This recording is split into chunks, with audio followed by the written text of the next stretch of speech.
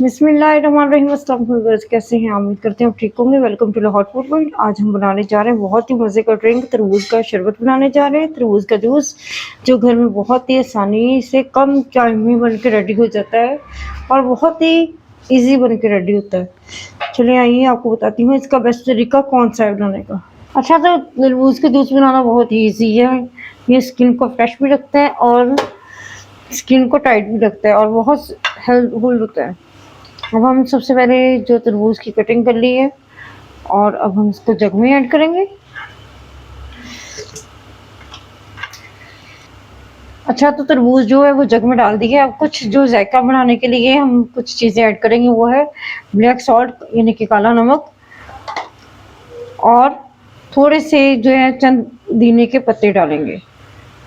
अच्छी तरह से वॉश करके अब हम उसको कवर लगा देंगे। अब हम इसको सेट कर देंगे, इसकी मशीन पे लगा देंगे। अच्छा, तो अब इसको हम ग्राइंड करेंगे।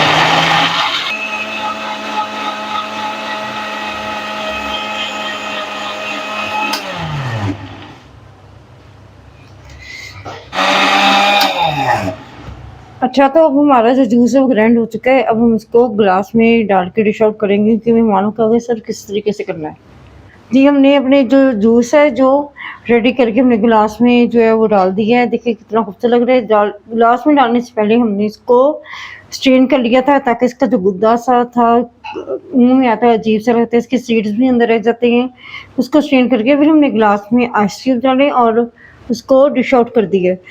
अगर आप ये चाहते हैं कि पानी में डाल के बनाएं तो पानी में डाल के बनाने से हैज़ा होने की शिकायत हो सकती है।